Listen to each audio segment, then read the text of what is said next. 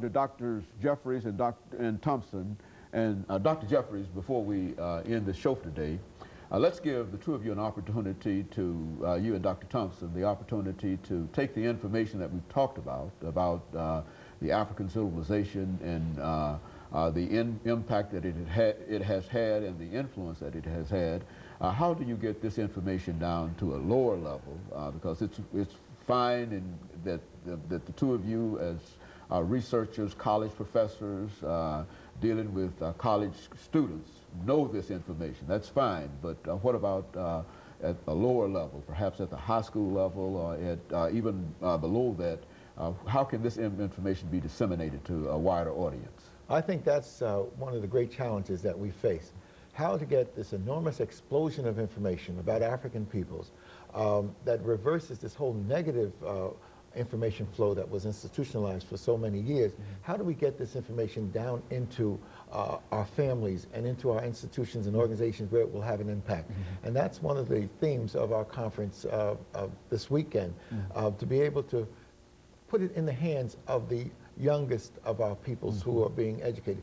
Why? Because knowledge is power, and that means knowledge of African peoples is empowerment for African peoples. So if our youngsters are constantly bombarded with the negative images, the Tarzan images, the Sambo images, then that negative projection falls on them. But if they know that African peoples were the founders of the human family, that they raised the pyramids and temples of the Nile to their consciousness of the spirituality and their God consciousness, that they invented mathematics and writing and philosophy, when this knowledge is put in the hands of our young people, it will give them greater strength and self-motivation.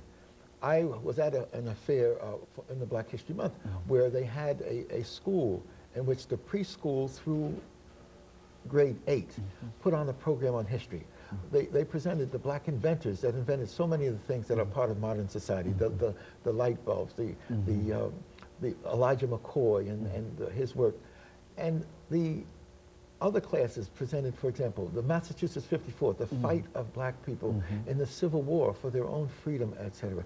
So that I saw that this can be done if properly taught, properly trained instructors are available. It can be taught to our people at every grade level. I saw the preschool, I saw the first, second, third grade, the 8th grade actually implement a curriculum of this enormous truth of African world studies.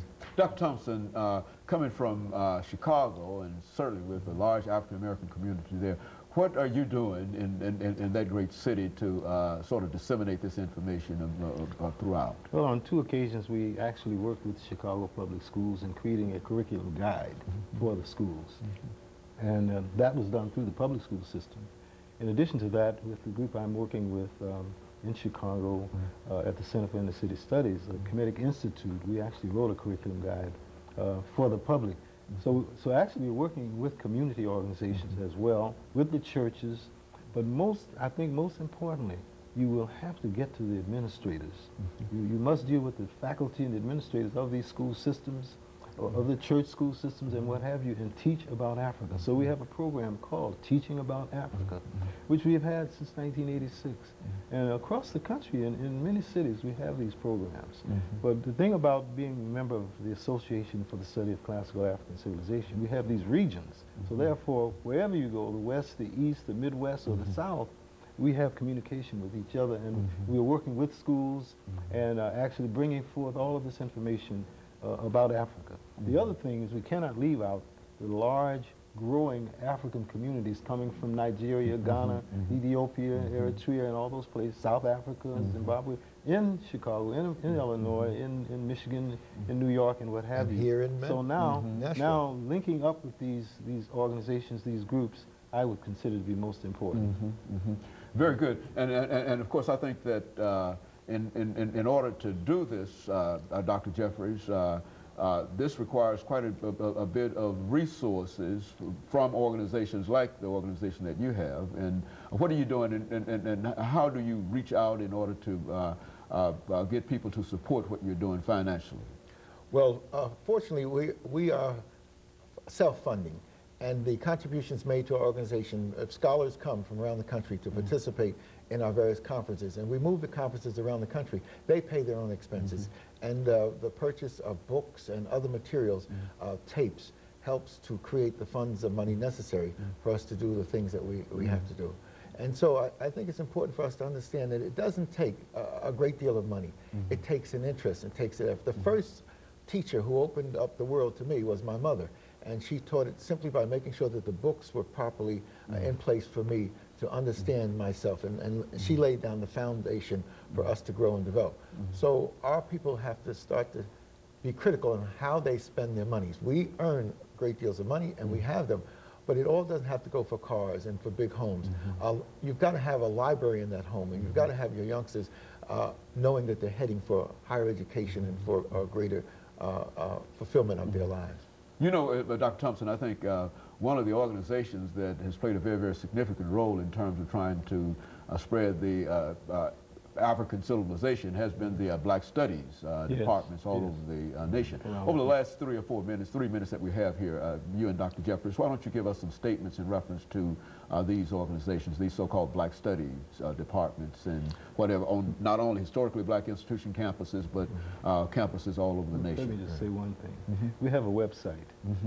It's ASCAC, A-S-C-A-C. ASCAC. ASCAC.org. No, go ahead. Yes, and in that website they can connect with a lot of the activities going on around the world in terms of these organizations. But it's important that you mentioned the Black Studies. I was one of the founders of the Black Studies movement in New York and also on the West Coast. I set up the Black Studies Department at San Jose State University.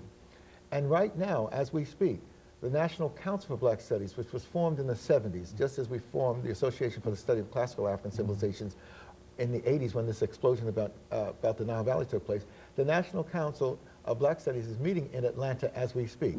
And hundreds of scholars like ourselves and teachers and many, many hundreds of students are meeting doing some of the same things. I wish I was 2 people now, or I wish I had a helicopter. I could be here in Nashville and participate, and I could fly off to Atlanta and participate. My nephew, Dr. Hassan Jeffries, who's now at the University of Alabama, Tuscaloosa, he's presenting in Atlanta, and he will be awarded his PhD in May from Duke University.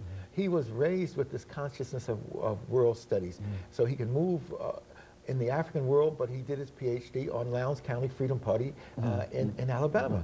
And he knows the importance of making the connections of African people. Dr. Thompson, over the last 2 minutes that we have, let's give you and Dr. Jeffries, you first, Dr. Thompson, an opportunity to make some final comments to our audience this morning. We've got about 2 minutes. That gives you about a minute, and then, of course, Dr. Jeffries will have some of the things that you want to leave with us. My most important statement is I'm happy to have been here in the state of Tennessee, a very important place for the development of the pyramid idea, which I saw in Memphis, and a continuation of the idea that we are an African people. And I think that's most important. Dr. Jeffries. And I would like to say, as Frederick Douglass said, in struggling against enslavement, if there is no struggle, there is no progress. And we have to continue to struggle so that progress can be realized. And I would like to say that I want to thank you in Tennessee for inviting us, and because I was affiliated with a son of Tennessee, Alex Haley. I worked with Alex for 7 years and helped him develop the Whole Roots program. And Alex showed that with perseverance and understanding, these enormous truths about us as world peoples can be revealed. And the Whole Roots phenomena is an example of African world studies. And it begins here in Tennessee, where Alex's family gave him the foundation and the interest to allow him to connect with Africa. Over the last half minute, where did you meet Mr. Haley, and say something about that? As I set up the Black Studies Department at San Jose State in California, in San Jose, he was in San Francisco working on the idea for Roots and trying to develop it. And he met some people who, because he had this great interest in reaching into Africa, who knew me and then my experience of going back and forth to Africa many times and studying. So we connected in 1971. 1972, we got a $500,000 grant from the Carnegie Corporation to look at the Black family worldwide. And we put on board teams of scholars that participated in this enormous work. So a great credit goes to Alex Haley, a son of Tennessee, for his contribution to African World Studies. As well as you, Dr. Jeffries, and of course, Dr. Thompson. Let me thank the two of you for coming by and giving us that information, and let me encourage our audience to tune in again next week for another informative edition of Comments. Thank you and good morning.